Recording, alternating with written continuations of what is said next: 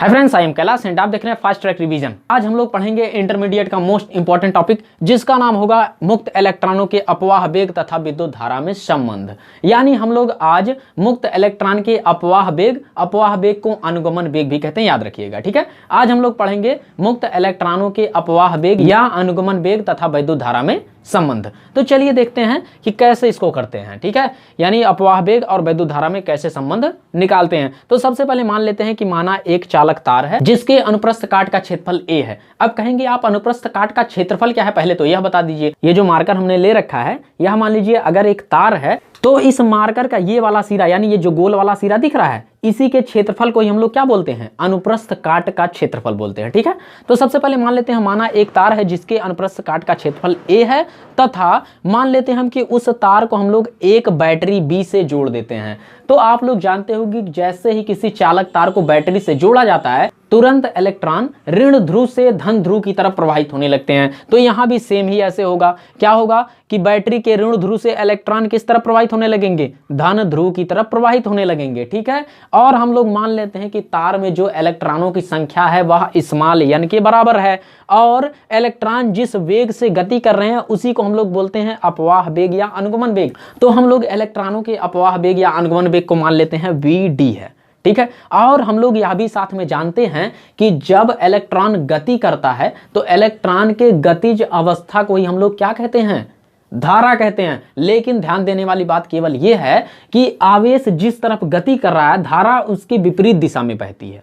Electron के गति के विपरीत दिशा में धारा बहती है, ये बात ध्यान दीजिएगा। तो यानी धारा किस तरफ बहेगी, बैटरी के धन आवेश से निकलकर और ऋण आवेश पर जाएगी। अर्थात यहां पे एक और काम होगा। जैसे ही हम बैटरी जोड़ेंगे ना, तुरंत इस तार के टुकड़े पर एक वैद्युत क्षेत्र E स्थापित हो जाएगा, और उस वैद्युत क्षेत्र की दिशा बैटरी के धन ध्रुव से ऋण ध्रुव की तरफ होती है, क्योंकि वैद्युत क्षेत्र की दिशा वैद्युत धारा की दिशा के समान होती है तथा इलेक्ट्रॉन के गति की दिशा के विपरीत होती है। इतना काम होने के बाद फिर हम लोग जानते हैं कि आवेश Q बराबर होता है बराबर IT होता है। ये सबको पता होगा, आवेश Q बराबर IT होता है। या फिर यहीं से अगर धारा I निकालेंगे, यानी वैद्युत धारा I बराबर हो जाएगा Q बाई T।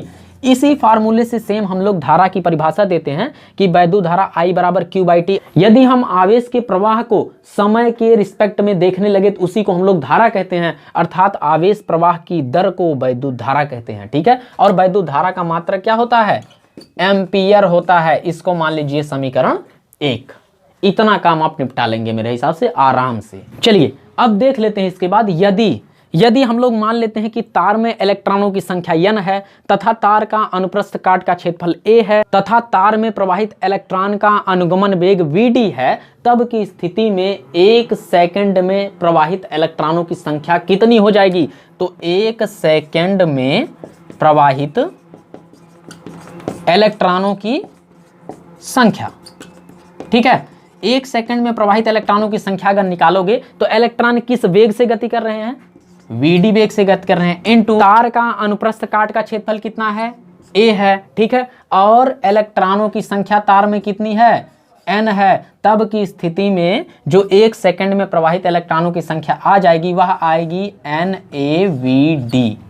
मेरे हिसाब से इतना समझ में आ गया होगा। जैसे हमने 1 सेकंड में प्रवाहित इलेक्ट्रॉनों की संख्या निकाली, अगर t सेकंड में प्रवाहित इलेक्ट्रॉनों की संख्या निकाले तो निकाल लीजिए, t सेकंड में प्रवाहित इलेक्ट्रॉनों की संख्या। और हम ये इलेक्ट्रॉनों की संख्या किस में निकाल रहे हैं, इस अनुप्रस्थ काट के क्षेत्रफल से प्रवाहित इलेक्ट्रॉनों की संख्या निकाल रहे हैं। ठीक है, तो अनुप्रस्थ काट के क्षेत्रफल a से t सेकंड में प्रवाहित इलेक्ट्रॉनों की संख्या के लिए 1 सेकंड में प्रवाहित इलेक्ट्रॉनों की संख्या हमें पता है, तो t सेकंड में t से गुणा कर देंगे, सिंपल सी बात है। कितना हो जाएगा, NaVd और इनटू में t, यानी कितना आ जाएगा NaVdT।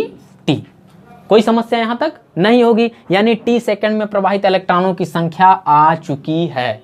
इतना होने के बाद फिर हम लोग निकालेंगे आवेश का मान, यानी इस t सेकंड में प्रवाहित इलेक्ट्रॉनों की संख्या के कारण कितना तार में आवेश उत्पन्न हो जाएगा। ठीक है, तो निकाल लीजिए वैद्युत आवेश।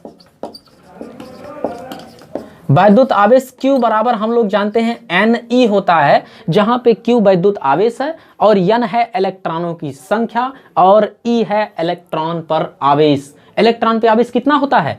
E इक्वल टू होता है -1.6 गुणे 10⁻⁻19 कूलाम, क्योंकि आवेश का मात्रक होता है कूलाम। तो याद रखिएगा इलेक्ट्रॉन पे आवेश E बराबर -1.6 गुणे 10⁻⁻19 कूलाम होता है। ठीक है, ये याद रखिएगा। और कभी न्यूमेरिकल में जब लगाते हैं तो न्यूमेरिकल में ये चिन्ह छोड़ देते हैं माइनस, केवल हमें इलेक्ट्रॉन पे आवेश की वैल्यू से मतलब होता है, उसके चिन्ह से नहीं मतलब होता न्यूमेरिकल में। ठीक है, चलिए अब ऐसे ही हम लोग क्या लिखे थे formula, Q equal to Ne, यानी आवेश बराबर इलेक्ट्रॉनों की संख्या गुणे इलेक्ट्रॉन पर आवेश। चलिए हमें इलेक्ट्रॉनों की संख्या पता है, t सेकंड में प्रवाहित इलेक्ट्रॉनों की संख्या कितनी है, तो हो जाएगा यहाँ से Q बराबर N का मान है NaVd into T, NaVd into T. ठीक है, इंटू में कितना हो जाएगा, E हो जाएगा, क्योंकि हमें t सेकंड में प्रवाहित इलेक्ट्रॉनों की संख्या पता था, तो इलेक्ट्रॉनों की संख्या का स्थान पे इलेक्ट्रॉनों की संख्या रखा, इंटू में E से गुणा कर दिया, अर्थात Q बराबर कितना हो जाएगा, NaVdT इंटू E,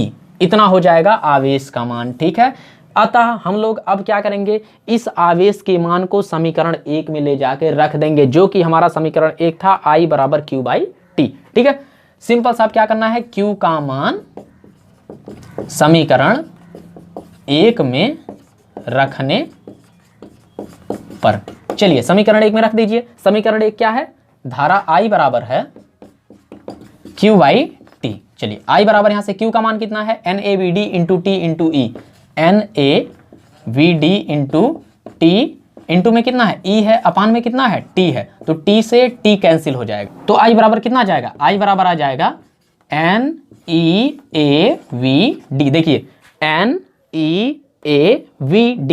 ठीक है, इतना आ जाएगा धारा, यानी इस तार में धारा कितनी प्रवाहित होगी, I बराबर NeAVd, जहां पे I क्या है, वैद्युत धारा है, N क्या है, इलेक्ट्रॉनों की संख्या है, E क्या है, इलेक्ट्रॉन पर आवेश है, और A क्या है, तार के अनुप्रस्थ काट का क्षेत्रफल है, और Vd क्या है, Vd इलेक्ट्रॉन का अनुगमन वेग या अपवाह वेग है। अर्थात हम लोग देख रहे हैं कि वैद्युत धारा और अनुगमन वेग या अपवाह वेग में संबंध आ चुका है, I बराबर NeAVd। ठीक है, इसका मात्रक क्या हो जाएगा, क्योंकि ये धारा है तो धारा का मात्रक होता है एम्पियर। मेरे हिसाब से सारी चीजें क्लियर हो गई होंगी। अगर सारी चीजें क्लियर हो गई तो एक छोटा सा टॉपिक और बच रहा है, उसको भी हम लोग इसी समय सीख लेते हैं। चलिए, उस टॉपिक का नाम है धारा घनत्व। तो देख लेते हैं सबसे पहले धारा घनत्व क्या होता है, क्योंकि कभी कभी पूछ लेता है धारा घनत्व और अपवाह वेग या अनुगमन वेग में संबंध स्थापित कीजिए, तो उसके लिए सबसे पहले हमें धारा घनत्व जानना पड़ेगा। तो धारा घनत्व J बराबर होता है I/A।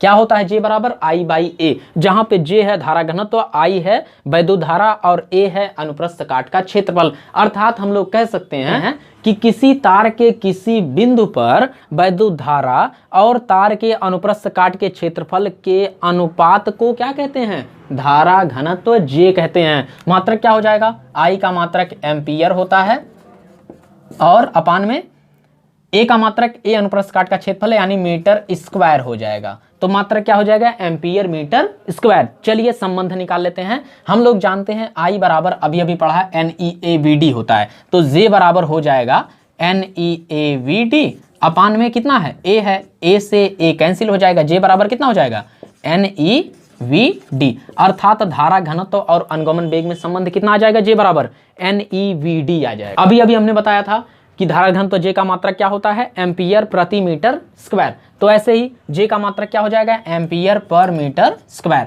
यानी J बराबर होता है NeVd, या फिर जनरल फार्मूला धारा घनत्व J बराबर होता है I/A।